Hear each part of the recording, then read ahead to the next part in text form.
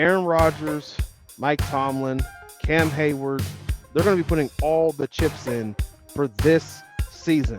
This could all go to shit if they don't allow him to do things at the line of scrimmage, which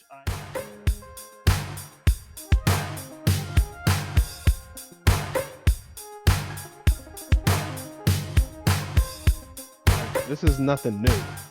I feel that a reasonable expectation is that if Aaron Rodgers stays healthy throughout the season, or at least 90% of the season, and they get into the playoffs, I think that there is a reasonable expectation for them to win games. And depending on how things, matchups, and things like that play out, I think it's not unreasonable to say that they can be a Super Bowl contender. And this is why I'm going to say that.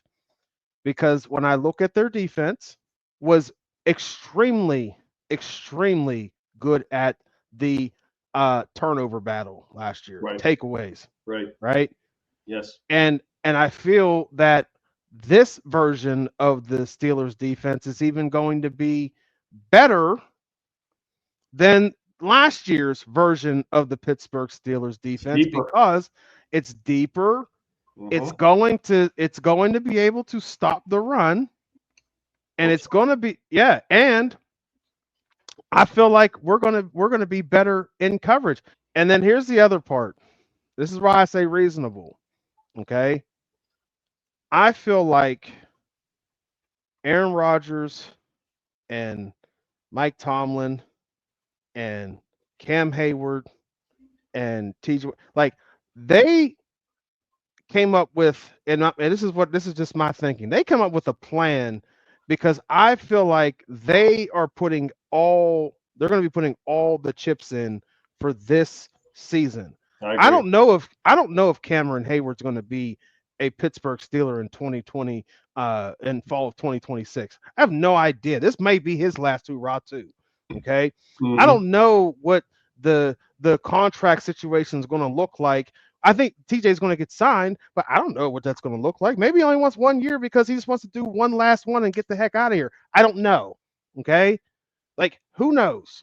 But what I do know is that in our year of the Lord 2025, they're putting all the chips in. And I think that they have a real plan on how to make that happen. I listen to stuff.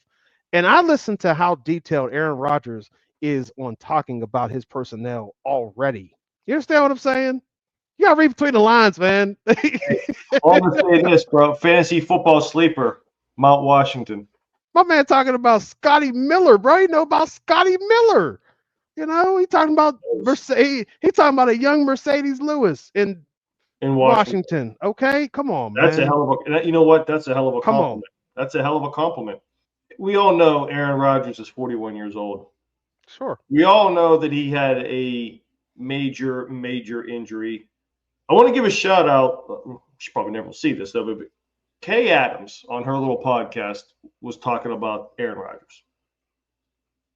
This is what happens when I guess she have a research department too, doing some of your stuff too. Not that she couldn't do it, but she has a research department.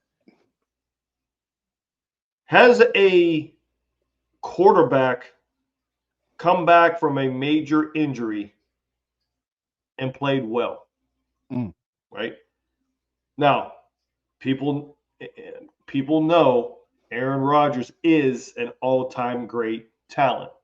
Yes. I say that because Kay Adams used 2 quarterbacks that you may have heard of before. And I want you to kind of see a theme here, so give me about 30 seconds here. You got it. Peyton Manning injured his neck in 2011. His first year back, he went 13-3 with Denver, which was 2012, right? 4,659 yards, 37 TDs, 11 picks, 105.8 rating. His second year back, 13-3 again in 2013, 5,477 yards, 55 touchdowns, 10 picks. He was the MVP. Some dude named Brady. Now, he was a little bit younger, right? In 2008, remember, he tore his ACL. Yep. He came back the next year in 2009. He went 10-6. 4,400 yards, just shy of 4,400 yards, 28 TDs, 13 picks. 2010, Patriots went 14-2, 3,900 yards, 36 TDs, 14 picks, rating of 111. He was the MVP. Aaron Rodgers, season-ending Achilles in 2023. First year back, he went 5-12 with the Jets because they're trash. 3,900 yards, 28 TDs, 11 picks, 95 rating. Yeah. This will be his second year back from major injury. Yep. No, the only reason, and I appreciate what she did with this, is because everybody will put Aaron Rodgers talent-wise in the same breath as all day Manning and Tom Brady. You're seeing a theme. It's this second year. Yeah. I am not here to tell you Super Bowl, he's going to be an MVP. But let's extrapolate this, and then I want your thoughts on this. Kind of did some number crunching and averages. So second year back with Rodgers, would you accept for 2025 3,700 yards, 31 touchdowns, and 7 picks? Hell yeah. Because Aaron Rodgers has only thrown double-digit interceptions 4 times in his career. His career high is 13. So one thing he doesn't do is turn the ball over very much. No. And we alluded to that a couple episodes back. Yeah. You know, that this would be the only reason why he would want to come back. He's not coming back just to, go 7-10. Okay?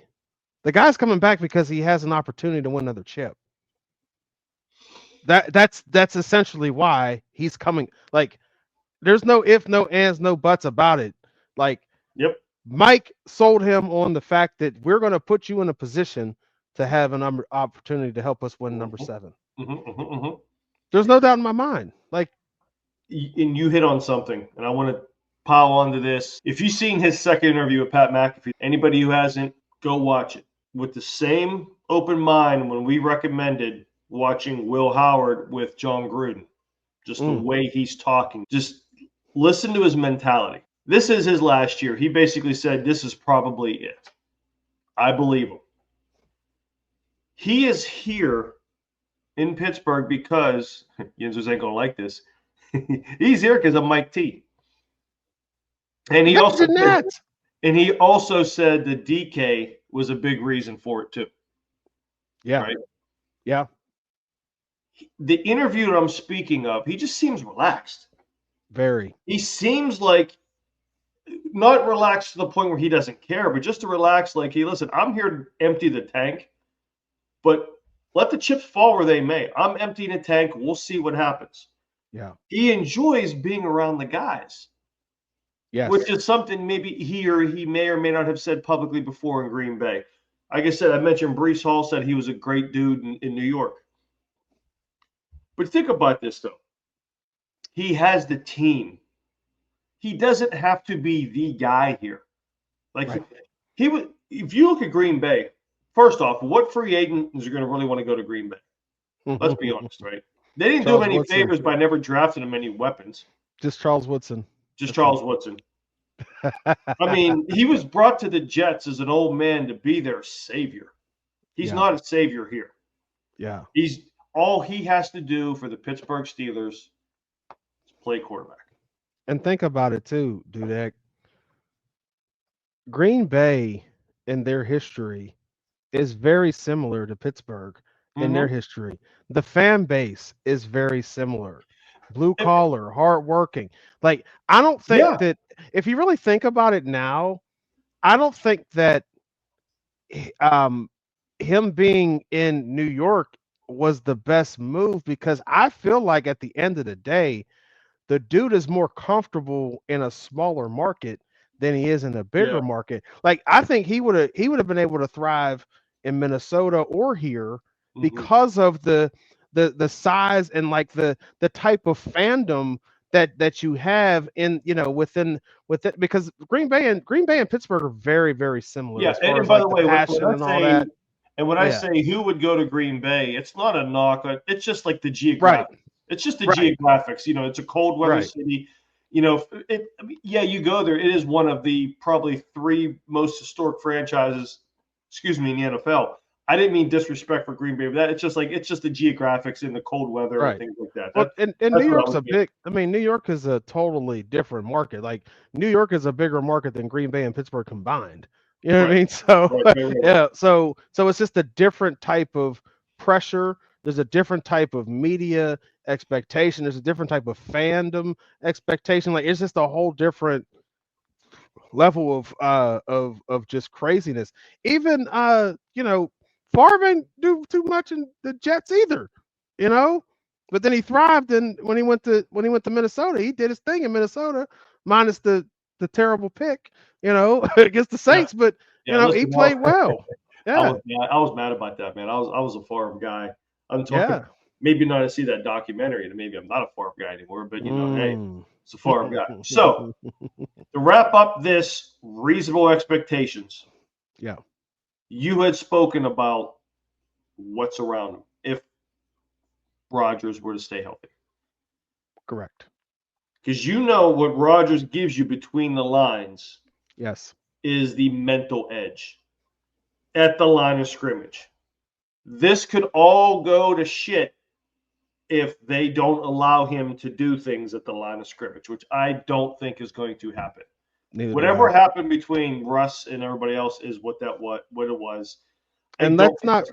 And you know what, Dudek? People talk about that with Arthur Smith and Russell Wilson, but let's not forget that Russell Wilson also had a big, big, big controversy with Sean Payton as well. So there's a pattern there. There is a pattern. And those are 2 offensive guys. And the place that he actually was thriving at was with the defensive guy with Pete Carroll. So let that one sink in for a second.